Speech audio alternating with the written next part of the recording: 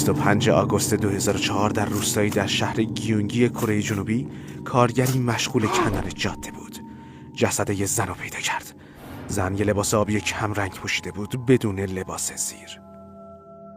مرد فوری به پلیس زنگ زد و بعد از کالبد شکافی معلوم شدش که علت مرگش خفگی بوده.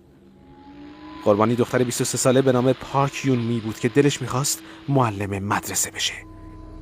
تصاویر دوربین ها نشون میداد که حدود 8:30 شب از اتوبوس پیاده شد، ولی اینکه بعدش براش چه اتفاقی افتاده نامعلوم مونده. یون می قرار بود به اداره آموزش پرورش بره، ولی هیچ وقت به اونجا نرسید. حدود 3 ساعت بعد از اینکه از اتوبوس پیاده شد، کارت بانکیش استفاده شده بود، اونم توی یه پمپ بنزین که 20 دقیقه از جسدش فاصله داشت. طبق گفته یه کارمند پمپ بنزین، شخص تو ماشین فقط یکم شیشه‌شو آورده پایین و کارتو بهش داده. متاسفانه مدل ماشین رو به خاطر نمی آورد. فقط میگفت که یادشه باک بنزینش یکم بالاتر از حد معمول قرار داشت. از اونجایی که پمپ بنزین دوربین مداربسته‌ای نداشت، نتونستن اطلاعات بیشتری از ماشین پیدا کنن.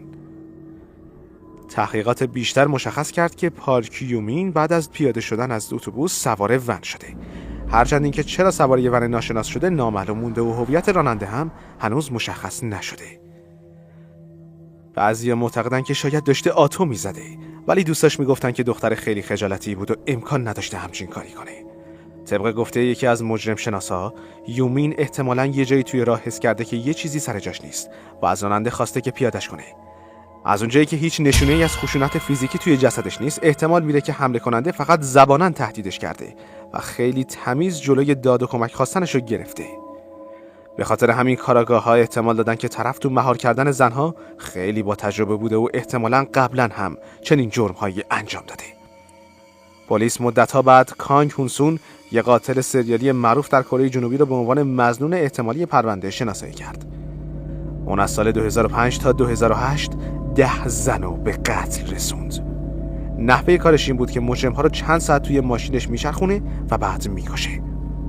همچنین معلوم شد که کانگ قبلا تو ارتش بوده و تو همون منطقه‌ای که پارک یومین به قتل رسیده بود خدمت میکرده و خانواده همسرش هم اون اطراف زندگی میکردن. وقتی دستگیر شد اعتراف کرد که به زنها میگفته تا جایی میرسونمتون و اینجوری اونها رو میکشونده تو ماشین و بعد بهشون تجاوز میکرده. اعتراف کرد که مش دست قربانیاشو با جوراب زنونه میبسته، خفشون میکرده و بعد جسدشون رو مینداخته یه جای پرت. توی بعضی موردا حتی ماشینایی که ازش استفاده کرده بود رو هم میسوزوند تا هیچ شواهدی از خودش به جا نذاره.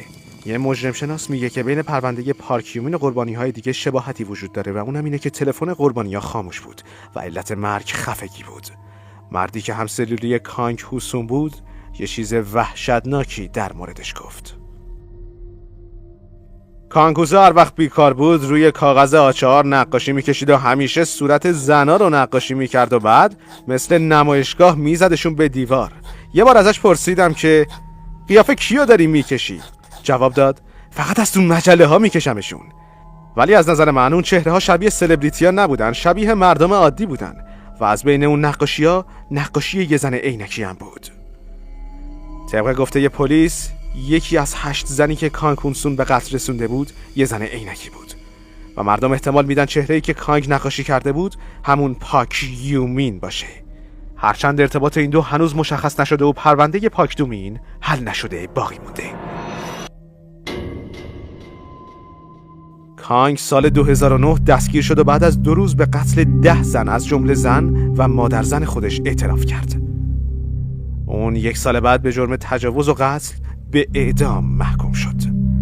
سریال کره‌ای از میان تاریکی بر اساس پرونده واقعی کانگ هوسون ساخته شده.